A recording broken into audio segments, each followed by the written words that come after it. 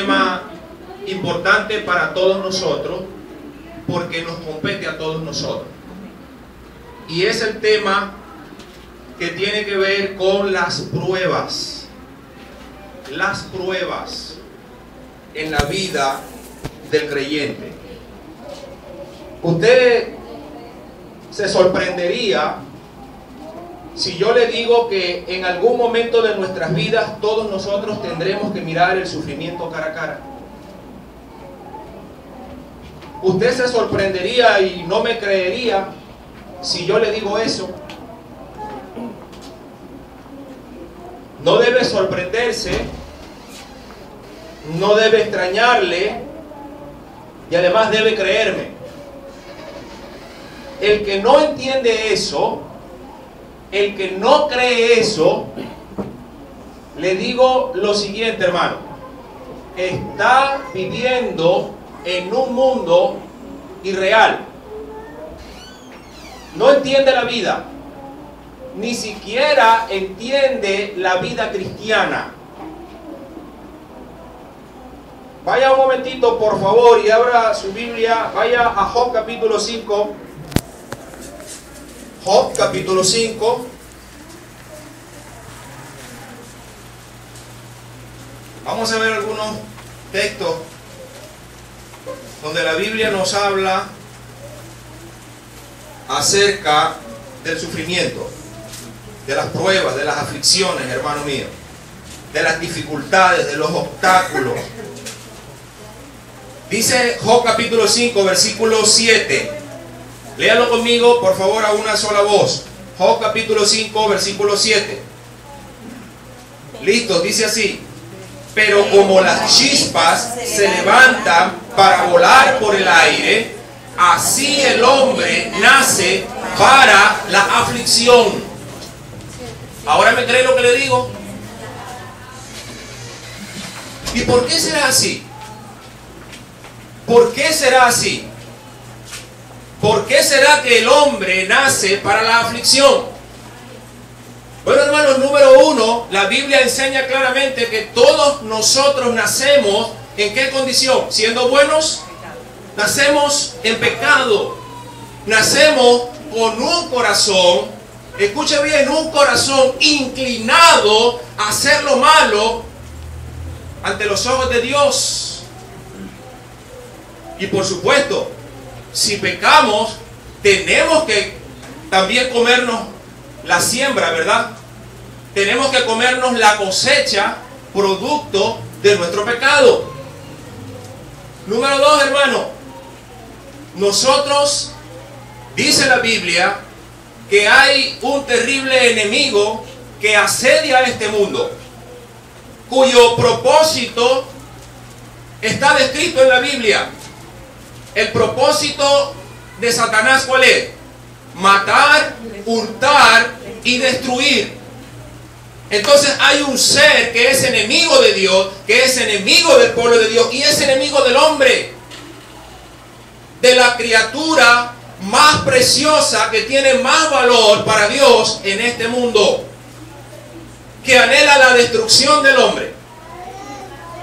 Pero no solamente eso, sino que vivimos en un mundo, hermano mío, donde abunda el pecado también, abunda la maldad. Por eso ciertamente la Biblia tiene razón, hermano, cuando dice en Job capítulo 5, versículo 7, que el hombre nace para la aflicción. Ahora, en Juan capítulo 15, Juan capítulo 15,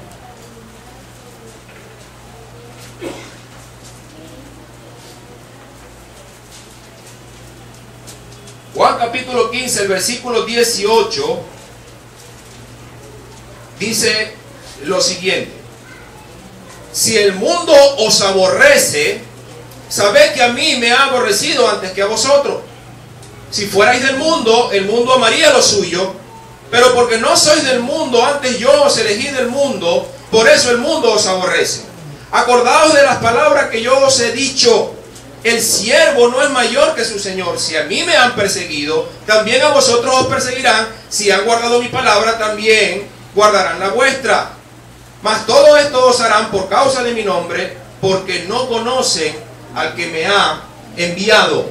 Y en el capítulo 16, el versículo 33, en el mismo contexto, el Señor Jesucristo termina el discurso diciendo: estas cosas os he hablado para que en mí tengáis paz. En el mundo tendréis aflicción, pero confiad, yo he vencido al mundo. Vaya un momento por favor a Eclesiastés. Eclesiastés capítulo 3. Salmo, Proverbios, Eclesiastés. Y lea cuidadosamente el capítulo 3, comenzando con el versículo 1.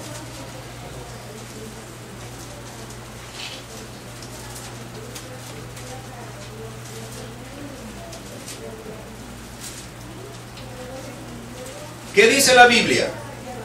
En el versículo 1, la primera parte del versículo 1 dice que todo tiene su tiempo.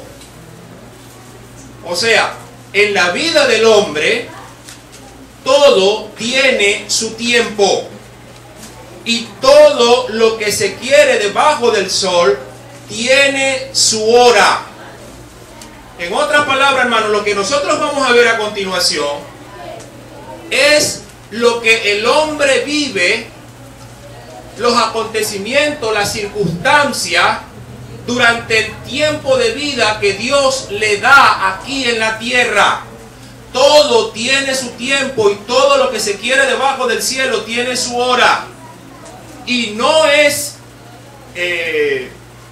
casualidad que comienza diciendo el versículo 2, ¿tiempo de qué? Tiempo de nacer. Y luego dice, y tiempo de morir. Tiempo de plantar y tiempo de arrancar lo plantado. Tiempo de matar y tiempo de curar. Tiempo de destruir y tiempo de edificar. Tiempo de llorar y tiempo de reír. Tiempo de endechar y tiempo de bailar. Tiempo de esparcir piedras y tiempo de juntar piedras. Tiempo de abrazar y tiempo de abstenerse de abrazar. Tiempo de buscar y tiempo de perder. Tiempo de ganar, tiempo de guardar y tiempo de desechar. Tiempo de romper y tiempo de coser. Tiempo de callar y tiempo de hablar. Tiempo de amar y tiempo de aborrecer. Tiempo de guerra y tiempo de paz. ¿Esa es o no es la realidad de la vida? Por muy cristiano, hermano, que usted sea, esa es la realidad de la vida del hombre sobre este mundo. Todos esos tiempos, hermano mío, serán una realidad en nuestra vida. Todos esas circunstancias, esos acontecimientos, hermano, serán una realidad en su vida, tarde o temprano. Pero recordemos las palabras del Señor Jesucristo que acabamos de leer, hermano mío. En el mundo ciertamente tendremos aflicción. Job nos dice claramente que el hombre nace para la aflicción. Pero Cristo dice, confíen en mí, que yo he vencido al mundo.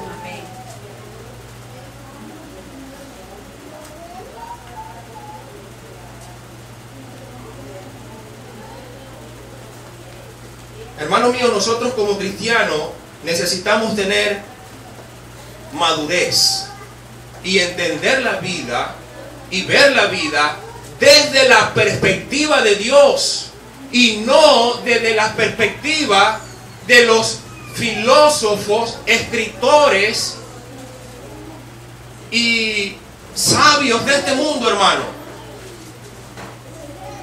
Porque muchas veces nosotros entonces podemos ajustar nuestros pensamientos y tener un concepto de la vida según el mundo y no según Dios. Entonces, cuando enfrentamos la vida, las diferentes circunstancias de la vida, hay confusión. No sabes cómo reaccionar, no sabes cómo actuar, porque no estás entendido de cómo es la vida según la perspectiva de Dios y no del mundo. Dios no quiere, hermano mío, que cuando enfrentemos la aflicción, las pruebas, las dificultades, quedemos tirados, quedemos sin fuerza, quedemos desanimados, que le demos la espalda a Él, y mucho menos que estemos confundidos, sin saber qué hacer. Hay una pregunta, hermano, que es importante que hagamos antes de continuar, porque es importante aclarar que en nuestra vida ciertamente vamos a experimentar toda una serie de acontecimientos que quizás no son tan gratos para nosotros. Pero hay que diferenciar entre dos cosas: si son pruebas o si es juicio. Eso es importante. Si son pruebas o si es disciplina de parte del Señor. ¿Cómo sabemos una u otra cosa? Bueno, vamos un momento a Primera de Pedro.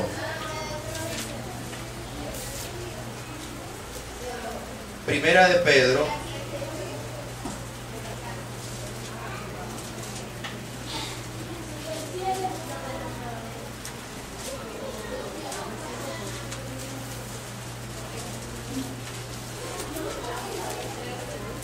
el capítulo 4,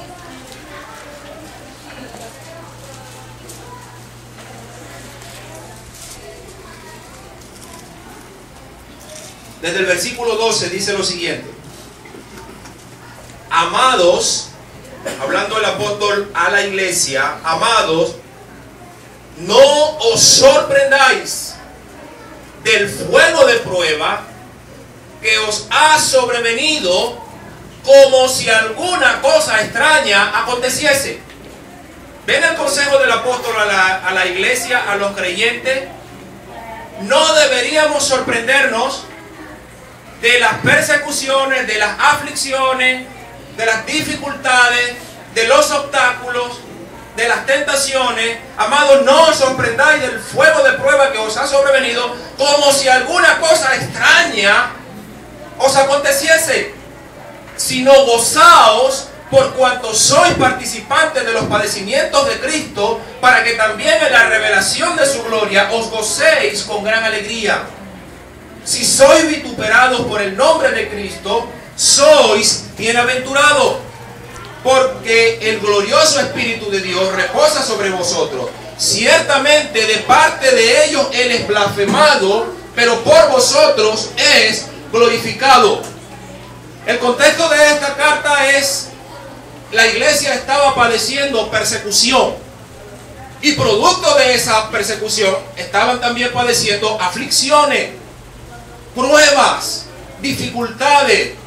Pero mire lo que dice el versículo 15: así que ninguno de vosotros padezca como homicida o ladrón o malhechor por entrometerse en lo ajeno. Pero si alguna cosa padece como cristiano, no se avergüence, sino glorifique a Dios por ello.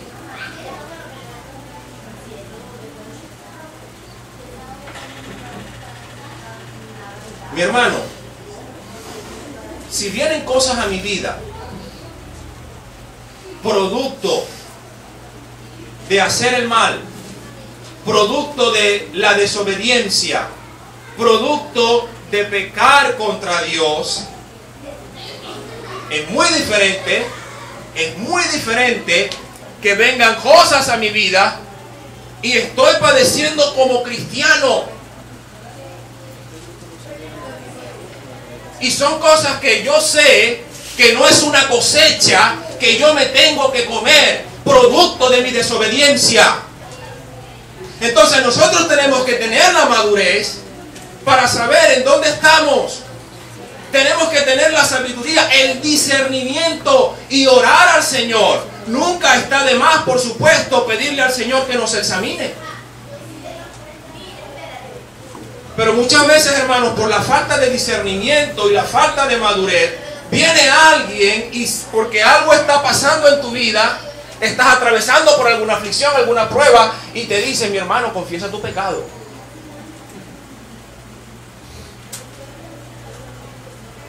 Eso es pecado que hay en tu vida.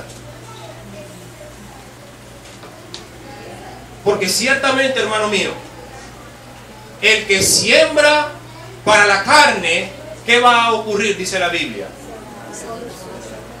Va a cosechar de la carne corrupción, aflicción, problemas.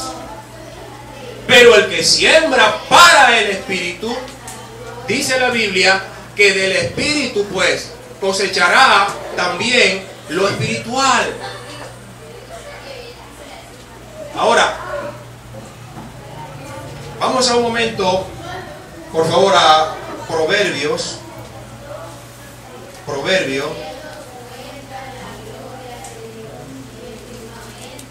Proverbios capítulo 1.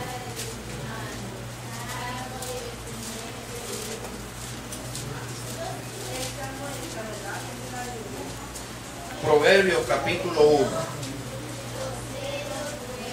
Y vamos a leer desde el versículo 20. Dice así: la sabiduría clama en las calles, alza su voz en las plazas, clama en los principales lugares de reunión, en las entradas de las puertas de la ciudad, dice sus razones. ¿Hasta cuándo, oh simples, amaréis la simpleza? Y los burladores desearán el burlar, y los insensatos aborrecerán la ciencia. Volveos a mi reprensión. He aquí yo derramaré mi espíritu sobre vosotros, y os haré saber mis palabras.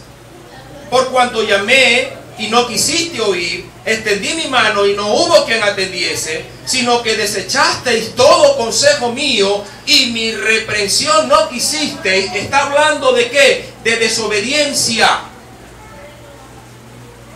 Está hablando de desobediencia. Dice el versículo 20 entonces, el 26: también yo me reiré en vuestra calamidad, y me burlaré cuando os viniere lo que teméis. Cuando viniere como una destrucción lo que teméis, y vuestra calamidad llegare como un torbellino. Cuando sobre vosotros viniere tribulación y angustia. Esta tribulación y angustia de la cual está hablando Proverbios viene como resultado de ¿qué? ¿De prueba? Viene como resultado de la desobediencia. Sigue diciendo: entonces me llamarán y no responderé, me buscarán de mañana y no me hallarán. Hay una gran diferencia, mi hermano, porque cuando es aflicción producto de la desobediencia, Dios te va a dejar un tiempo en disciplina. Pero cuando es prueba, hermanos míos, cuando es prueba, pero no producto de desobediencia, Dios no te va a dejar. Dios te va a sostener, y sobre todo que tú vas a tener una paz. Va a haber paz en tu vida, va a haber seguridad, va a haber confianza. Porque tú sabes que no es desobediencia. Algo está haciendo Dios, algo está tratando Dios, algo algo quiere hacer Dios en tu vida. Hay una gran diferencia, hermano mío. Sigue diciendo: por cuanto aborrecieron la sabiduría y no escogieron el temor de Jehová, ni quisieron mi consejo y menospreciaron toda reprensión mía, comerán del fruto de su camino y serán hastiados de sus propios consejos. Porque el desvío de los ignorantes los matará, y la prosperidad de los necios los echará a perder. Pero mire, mas el que me oyere habitará como confiadamente y vivirá tranquilo, sin temor del mal. A pesar de la dificultad, aún en medio de la prueba, hermano, el obediente va a esperar tranquilo en el Señor. Va a confiar en el Señor y va a esperar, hermano, que el Señor exhiba su justicia. Pero esto es importante, hermano, que lo entendamos, porque muchas veces nosotros estamos pasando por diferentes circunstancias difíciles y estamos orando al Señor para que el Señor las quite. Pero si son producto de la desobediencia, hermano mío, dice Proverbios que llamaremos y Él no responderá. ¿Por qué? Porque Dios nos va a disciplinar. Por eso, hermanos, la sinceridad delante de Dios es sumamente importante. Por eso dice Santiago que no seamos oidores olvidadizos. Y luego añade una frase interesante: engañándoos a vosotros mismos. Porque el que escucha y no obedece, ese se engaña a sí mismo. Porque las bendiciones y los resultados que queremos no vienen producto nada más de escuchar, sino de escuchar y de obedecer, hermano mío. Ahora, hablemos un poquito más en detalle acerca de algunas características de las pruebas.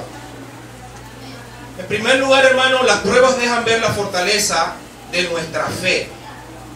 Las pruebas dejan ver la fortaleza de nuestra fe. Una persona que se desanima. Ahora, escuche bien, a partir de este momento, y es bueno la aclaratoria que voy a hacer, ya dejamos en claro la diferencia, ¿verdad?, entre prueba y lo que es disciplina o juicio. A partir de este momento vamos a hablar de pruebas. ¿Ok? Vamos a hablar de prueba. Y las pruebas, hermanos, dejan ver la fortaleza de nuestra fe. Porque cuando una persona está pasando por pruebas y se desanima y deja de buscar al Señor, deja de asistir a la iglesia, deja de servir al Señor, deja de mantener su comunión con Dios, ¿qué significa eso? Que esa persona tiene una fe débil. Todavía esa persona tiene una fe débil.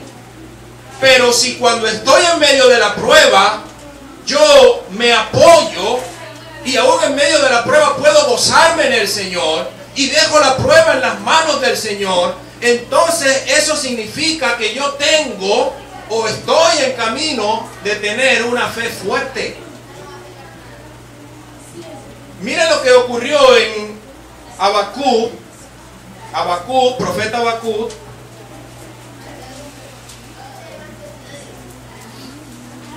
En algún lado por el Antiguo Testamento está el libro de Habacuc.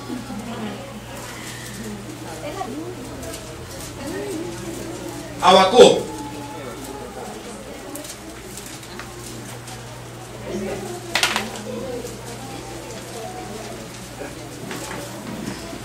Habacuc.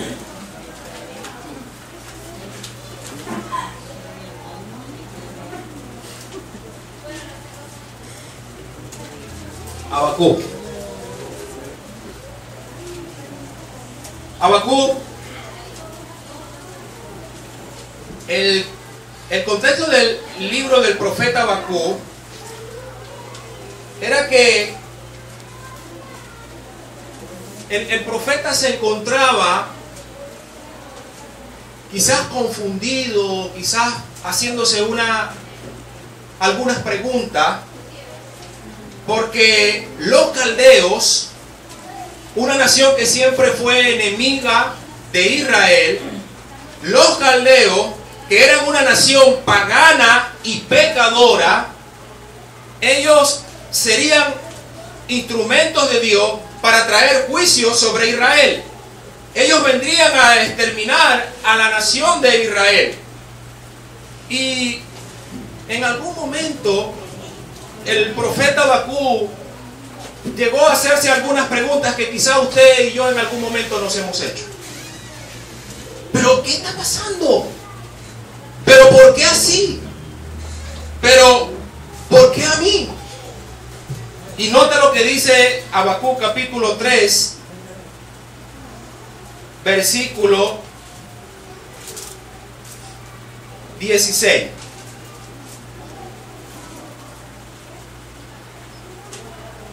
Leámoslo todo a una sola voz, por favor. Oí y se conmovieron mis entrañas, a la voz temblaron mis labios, pudrición entró en mis huesos y dentro de mí me estremecí.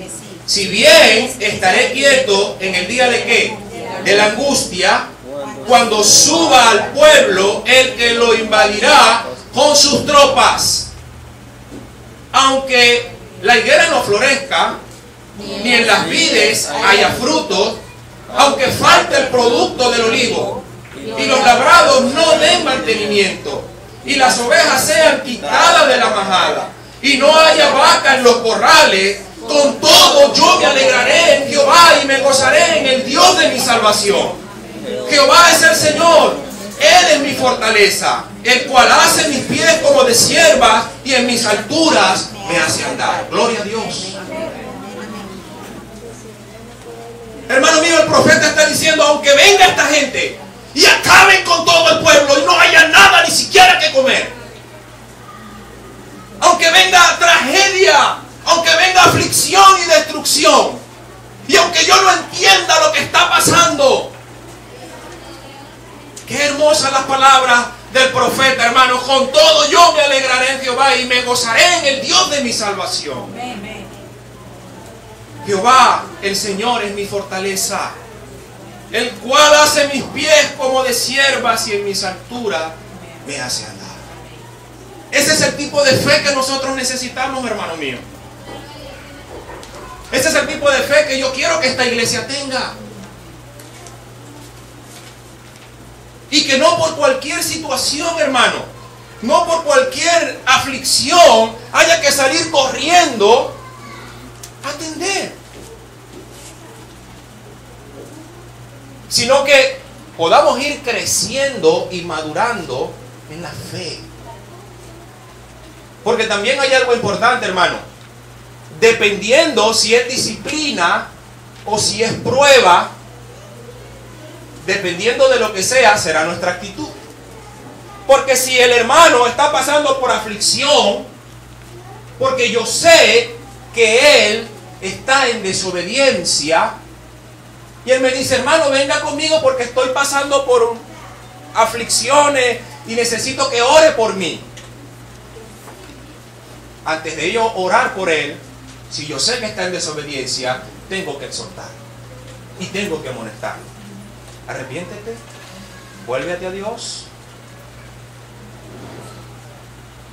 y vamos a orar. Ahora, si yo estoy convencido y tengo, porque conozco a la persona, bueno, oremos. Vamos a ver, hermano, será una prueba. Vamos a orar. Vamos a pedirle al Señor fe, que aumente tu fe en medio de la aflicción, en medio de la angustia. Hermano mío, las pruebas también tienen la capacidad y el Señor las usa para humillarnos. Para humillarnos. En 2 Corintios, el capítulo 12,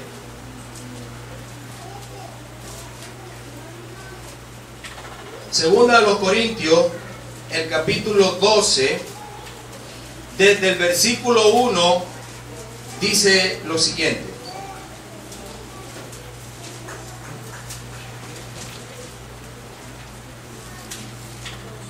Ciertamente no me conviene gloriarme, pero vendré a las visiones y a las revelaciones del Señor.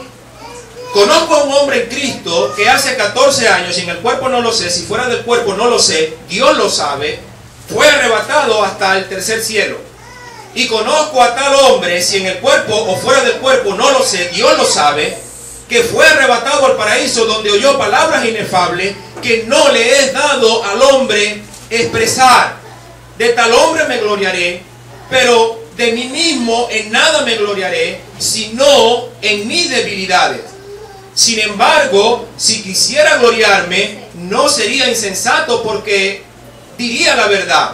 Pero lo dejo para que nadie piense de mí más de lo que en mí ve u oye de mí. Y para que la grandeza de las revelaciones no me exaltase, desmedidamente me fue dado un aguijón en mi carne, un mensajero de Satanás que me abofetee, para que no me enaltezca sobremanera, respecto al cual 3 veces he rogado al Señor que lo quite de mí. Y me ha dicho: bástate mi gracia, porque mi poder se perfecciona en la debilidad. Por tanto, de buena gana me gloriaré más bien en mis debilidades, para que repose sobre mí el poder de Cristo. Por lo cual, por amor a Cristo, me gozo en las debilidades, en afrentas, en necesidades, en persecuciones, en angustia, porque cuando soy débil, entonces soy más fuerte. Gloria a Dios por las pruebas y las aflicciones, hermano, porque sacan lo mejor de nosotros. Sacan lo mejor de nosotros. Ahí está un hombre que tuvo, imagínate lo que él cuenta, un hombre que fue arrebatado al paraíso, donde oyó palabras inefables que no le es dado al hombre expresar. Un hombre que tuvo un tremendo privilegio, que recibió grandes revelaciones, que escribió una buena porción del Nuevo Testamento, que estableció iglesias, que Dios usó para hacer milagros, hermano mío. Pero Dios tuvo que ¿qué? Dios tuvo que humillarlo. ¿Y qué utilizó Dios para mantener humilde al apóstol? Había en él un aguijón. Pero a veces algunos dicen que el aguijón era nada más un problema. Algunos dicen que con la visión, otros que algún problema de salud, etc. Pero cuando nosotros leemos el versículo 10, que está en el mismo contexto, dice: pero por lo cual, por amor a Cristo, me gozo en las debilidades. Y miren todo lo que dice: en afrentas, en necesidades, en persecuciones, en angustia. Porque cuando soy débil, entonces soy más fuerte.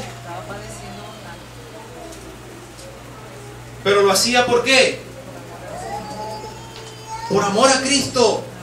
Y el apóstol aún podía gozarse en medio de las debilidades, en medio de las afrentas, en medio de las necesidades, de las persecuciones, de las angustias.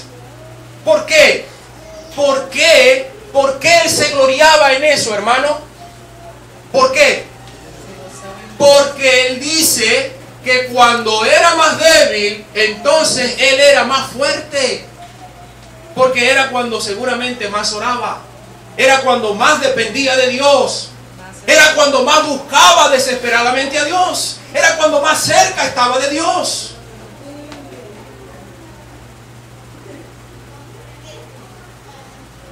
Y las pruebas del apóstol no eran por causa de pecado o desobediencia. Pero ciertamente habían aflicciones, angustias, pruebas, necesidades. Pero hermano, el apóstol Pablo dijo, en una oportunidad dijo, que el Señor le había librado de todas ellas. El Señor nos ha librado de todas ellas, dijo una vez el apóstol Pablo. Dios permite las pruebas, hermano mío, para mantenernos humildes. Y me gustaría que fuéramos un momento a Jueces, capítulo 3, Jueces.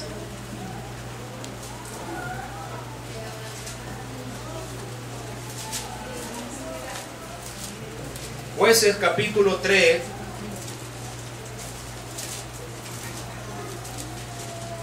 Jueces, capítulo 3.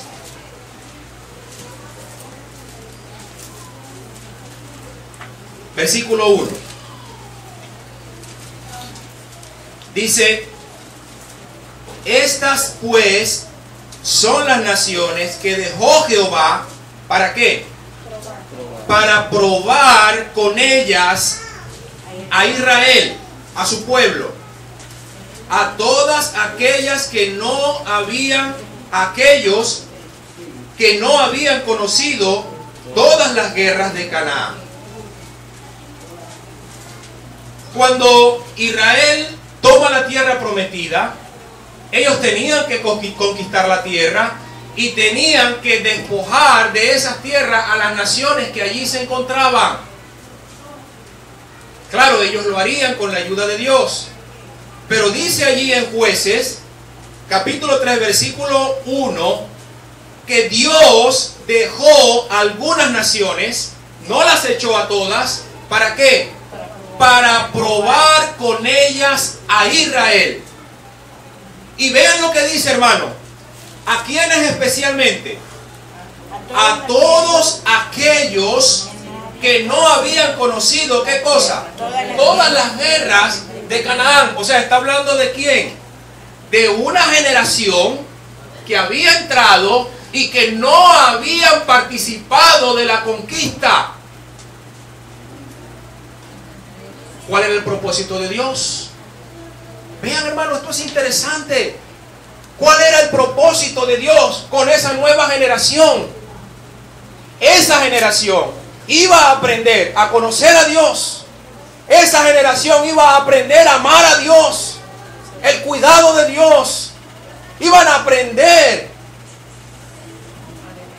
a depender de Dios, producto de esa prueba que el Señor les había dejado.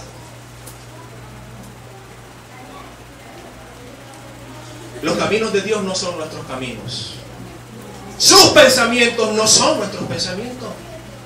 ¡Oh, profundidad de la sabiduría de Dios! ¡Cuán insondables son sus juicios! ¡Y cuán profundos son sus caminos! ¿Quién los puede entender? Pero Dios sabe lo que hace, mi hermano. Dios sabe lo que hace. Otra característica que tiene las pruebas, hermanos, es que las pruebas revelan nuestra obediencia a Dios. Vean lo que dice ahí mismo en Jueces, en el capítulo 3. Vamos a leer un poco más abajo. Dice, volvemos a leer el versículo 1. Estas pues son las naciones que dejó Jehová para probar con ellas a Israel, a todos aquellos que no habían conocido todas las guerras de Canaán, solamente para que el linaje de los hijos de Israel conociese la guerra. Dios quería que su pueblo conociese la guerra. Y luego dice, para que la enseñasen a los que antes no la habían conocido. Los 5 príncipes de los filisteos, todos los cananeos, los sidonios y los heveos que habitaban en el monte Líbano, desde el monte de Baal-Hermón hasta llegar a Hamad, y fueron para probar con ellos a Israel. Lea por favor con cuidado y con mucha atención. Y fueron para probar con ellos a Israel. ¿Para qué? Para saber si obedecerían a los mandamientos de Jehová que Él le había dado a sus padres por mano de Moisés. En otras palabras, Dios había dado una ley al pueblo por medio de Moisés. Ahora Dios va a probar, utilizando lo que está mencionando acá el texto, para probar la obediencia del pueblo. Y mire lo que ocurrió. Así los hijos de Israel habitaban entre los cananeos, eteos, amorreos, fereceos, heveos y jebuseos. Y tomaron de sus hijas por mujeres. Y dieron sus hijas a los hijos de ellos. ¿Y qué terminó pasando? Sirvieron a sus dioses. Lo que Dios dijo que no tenían que hacer, lo terminaron haciendo. Pero ¿cómo Dios probó entonces la obediencia del pueblo? A través de una prueba que Él en su infinita sabiduría y conocimiento preparó. Entonces les dio la ley y luego les puso el examen para ver si habían de obedecer la ley. ¿Y qué pasó? El pueblo falló, desobedeció. Entonces las pruebas son necesarias, hermanos, en nuestra vida, para ver hasta dónde nosotros vamos a obedecer al Señor. Para saber hasta dónde nosotros somos obedientes, hermanos míos. Vamos un momentico a Hebreos capítulo 5. Hebreos capítulo 5.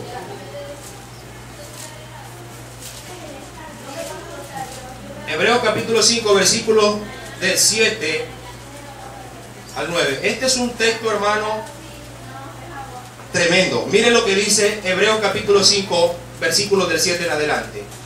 ¿Y quién? Y Cristo. Y Cristo en los días de su carne, o sea, cuando estuvo y habitó entre nosotros, ¿verdad? Durante su ministerio en la tierra. Y Cristo en los días de su carne, ofreciendo ruegos y súplicas con gran clamor y lágrimas al que le podía librar de la muerte, fue oído a causa de su temor reverente. Y aunque era hijo, por lo que padeció, aprendió la obediencia. ¿Usted está entendiendo lo que está pasando allí? El mismo Cristo fue aprobado en obediencia cada vez que tuvo que padecer. O sea, la obediencia de Cristo, hermanos míos, aún siendo Cristo, fue probada. Y fue aprobada también. Miren lo que dice. Y aunque era hijo, por lo que padeció, aprendió la obediencia. Y habiendo sido perfeccionado, vino a ser autor de eterna salvación para todos los que le obedecen. Y fue declarado por Dios sumo sacerdote según el orden de Melquisedec. Vaya Lucas un momento, por favor. Lucas capítulo 22. Lucas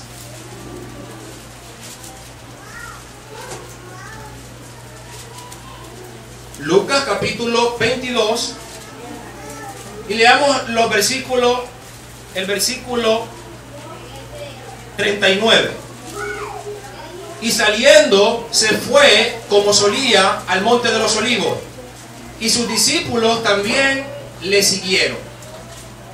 Cuando llegó a aquel lugar les dijo: orad que no entréis en tentación.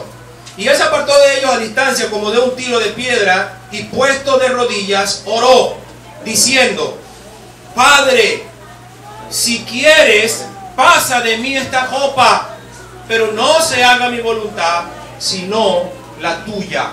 A través de esa tremenda prueba, a través de esa tremenda aflicción que el Señor habría de experimentar en las próximas horas, ¿qué estaba siendo probada allí? Su obediencia. Su obediencia. Por eso, hermanos míos, cuando estamos en medio de la prueba, nosotros tenemos que aprender a orar como el Señor. Y decirle: Señor, yo no sé qué está pasando. Y me duele. O quizás tengo temor, Señor. No sé lo que está ocurriendo. Pero algo te pido, Señor, que no se haga como yo quiero, sino como tú lo deseas. Y fortaléceme, te pido, Padre amado, para atravesar por esta prueba, si esa es tu voluntad. Y ayúdame a ser obediente en medio de la prueba. A no soltarme de ti, a esperar en ti, a descansar en ti. Hermano mío, las pruebas también tienen la capacidad de examinar nuestro corazón. Vaya a Deuteronomio, por favor. Deuteronomio.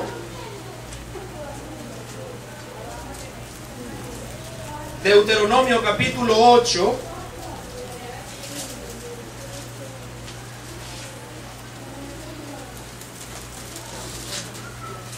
Y el versículo 2, mire lo que dice allí. Vamos al versículo 1, dice así: cuidaréis de poner por obra todo mandamiento que yo os ordeno hoy, para que viváis y seáis multiplicados y entréis y poseáis la tierra que Jehová prometió con juramento a vuestros padres. Y te acordarás de todo el camino por donde te ha traído Jehová tu Dios estos 40 años en el desierto. ¿Para qué? Para afligirte. ¿Para qué más?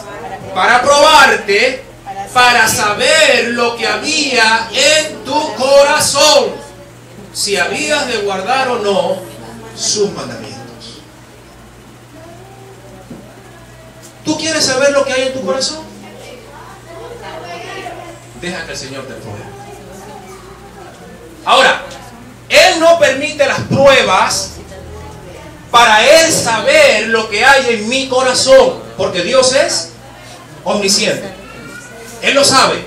Dios permite las pruebas para mostrarme a mí, para que yo sepa si mi corazón está recto o no delante de Él.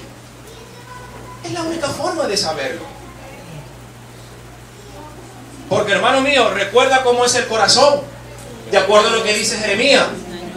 El corazón es engañoso. No nos dejemos llevar, hermano, por lo que sentimos o por lo que creemos sentir. Porque el corazón es engañoso. Y muchas veces nosotros podemos creer, podemos pensar que estamos bien. Pero entonces cuando Dios nos prueba, nos hace entender, salimos reprobados. Y el Señor nos hace entender que no estamos tan bien como creemos. A veces nos creemos que somos súper espirituales. A veces creemos que somos muy maduros en la fe. Pero cuando viene la prueba, todo cambia. Y entonces Dios prueba nuestro corazón. Deuteronomio 13, un poquito más adelante, el versículo 3.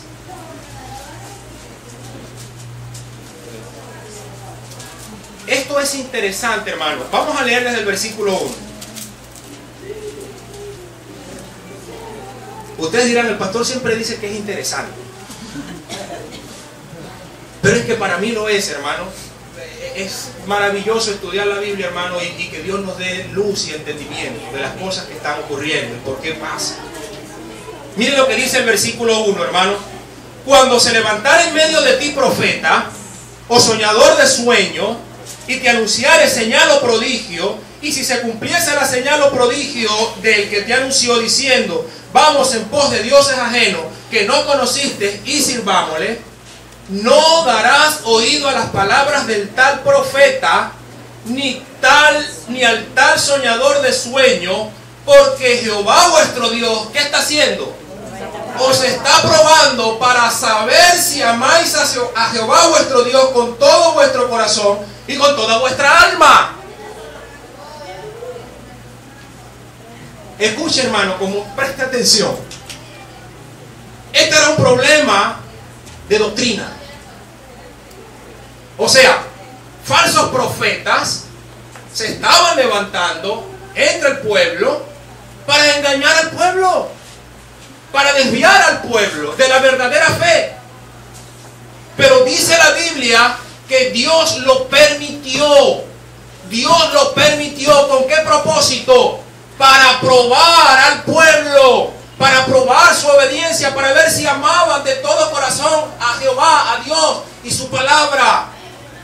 Ahora usted entiende por qué Dios permite que hayan tantos falsos profetas. ¿Para probar a quién?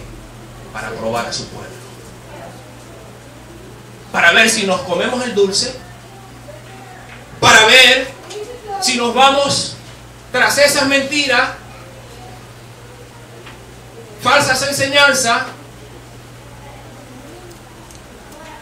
siguiendo el engaño, la mentira, el error. Y bueno, a ver si vamos a obedecer o no lo que Dios ha dicho y no lo que dice el hombre. Ahora ya usted ve por qué Dios permite que abunden y hayan por todas partes falsos profetas,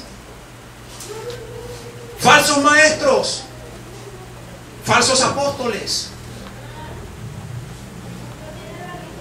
Está probando a su pueblo. Está probando a su pueblo. En otras palabras, nos está probando a nosotros. A ver si vamos a ser o no obedientes. A ver qué preferimos. A ver si le vamos a amar a Él y vamos a ser cuidadosos en el estudio de la palabra para asegurarnos que ciertamente estamos obedeciendo la palabra de Dios y no palabra de hombre. Entonces no ore para que se vayan los falsos profetas o falsos maestros, porque no se van a ir. Ore para que Dios le dé sabiduría, entendimiento y discernimiento de la palabra, para que usted obedezca al Señor, para que nosotros como iglesia nos mantengamos dentro de lo que llamamos la sana doctrina. Eso es importante. Eso es fundamental, hermanos míos. Las pruebas también, hermanos, nos preparan. ¿Sabía usted que para ayudar a los demás? ¿Sabía usted eso? ¿Por qué usted puede hablar y aconsejar a otros? Por la experiencia que tiene. Por la experiencia que tiene. Si usted no tiene experiencia, ¿de qué va a hablar? Por eso entiendo un poco por qué preferiblemente los pastores deben ser hombres casados. Porque si un pastor va a hablar de la familia, va a predicar y va a enseñar y va a tratar problemas de la familia. Ahora, eso no quiere decir que un soltero no lo pueda hacer, pero no es lo recomendable. Preferiblemente que... ¿Por qué? Por algo está allí, que el que no sabe gobernar bien su casa, ¿cómo puede gobernar, verdad? Que sea marido de una sola... Es importante que tenga esa experiencia, porque hablar de la esposa, del matrimonio, si no lo ha vivido en carne propia, de los hijos, si no lo ha vivido en carne propia. Entonces, las pruebas, hermanos, nos preparan también para ayudar a los demás. Vaya a Lucas, por favor. Lucas, capítulo 22.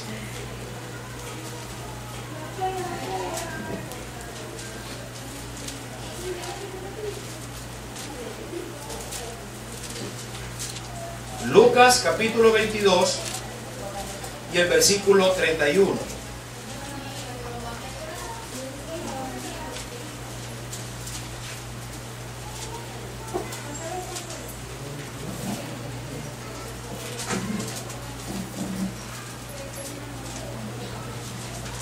Lucas capítulo 22 y el versículo 31 dice: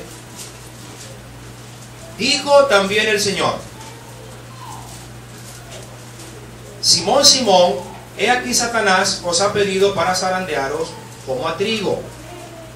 Pero yo he rogado por ti que tu fe no falte, y tú, una vez vuelto, confirma a tus hermanos.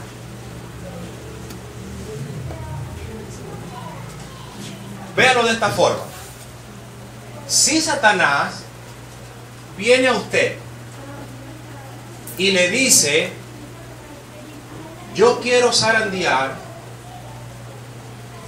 a la hermana Ramona,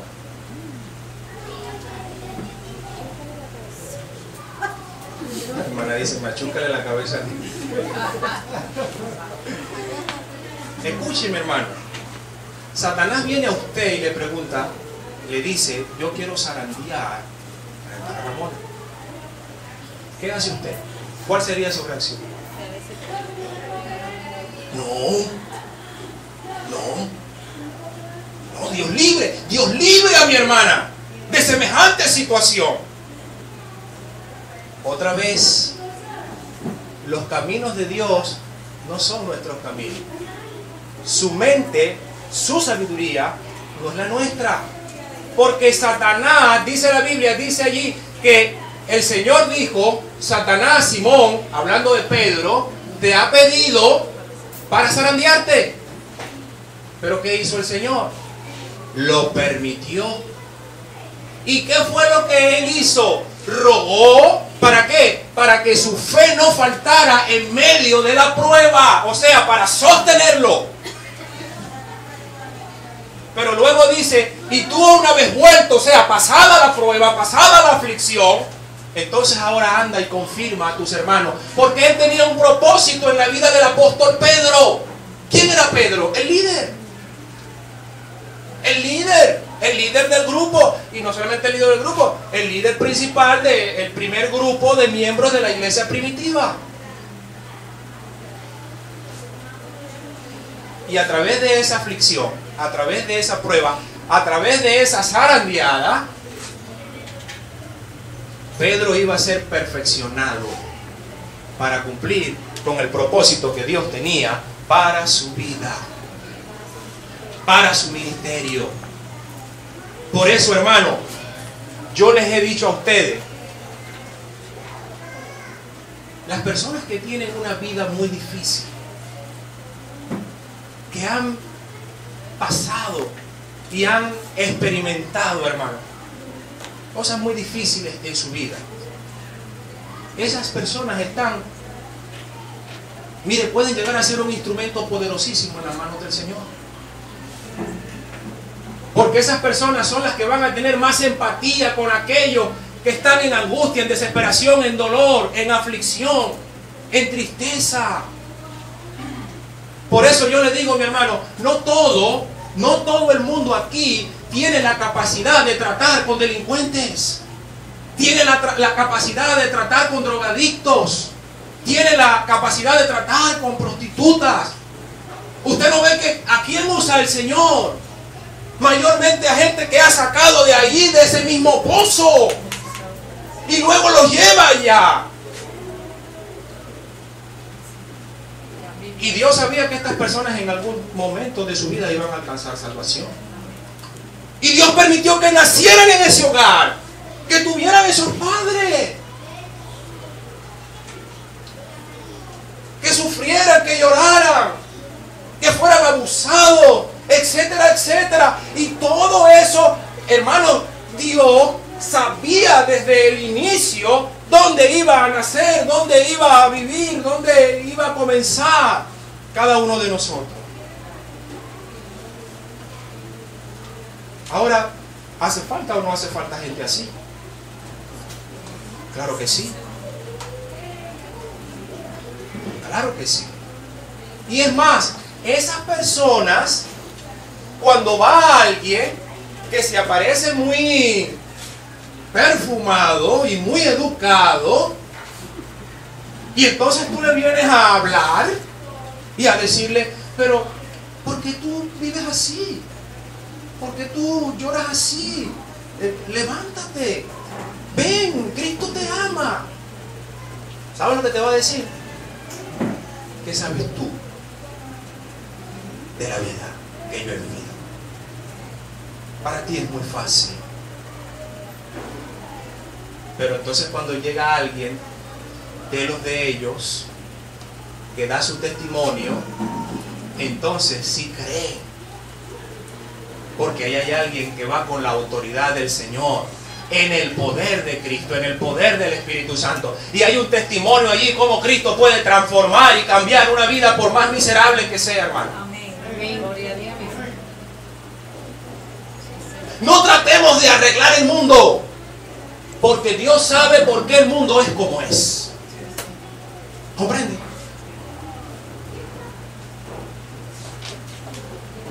Esa es la verdad, mi hermano. Finalmente vaya a 1 Corintios,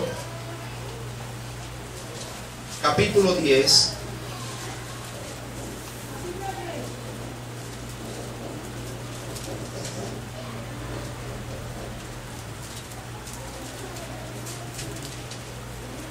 Y hay una promesa aquí, hermano, para todos nosotros. 1 Corintios, el capítulo 10, el versículo 13. Dice de la siguiente manera: no os ha sobrevenido ninguna tentación o prueba que no sea humana, pero fiel es Dios, que no nos dejará ser tentados o probados más de lo que podemos resistir, sino que dará también juntamente con la tentación la salida para que podáis soportar. ¿Cuál es la parte clave de ese texto?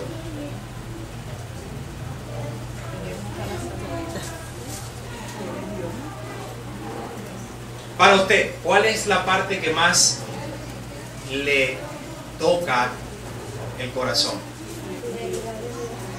Pero fiel es Dios. Acuérdese de eso, mi hermano.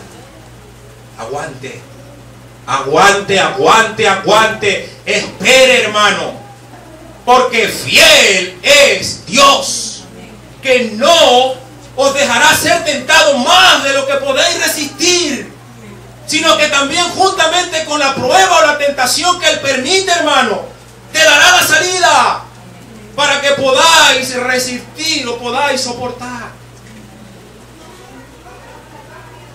Recuerda, pero fiel es Dios. Confía en el Señor, hermano. Descansa en el Señor. Espera en el Señor. El Señor tiene total dominio y control de cada circunstancia, de cada detalle. De verdad que me gusta eso que dicen por allí. No pienses en lo grande de tu problema, sino dile al problema lo grande que es tu Dios. Vamos a orar.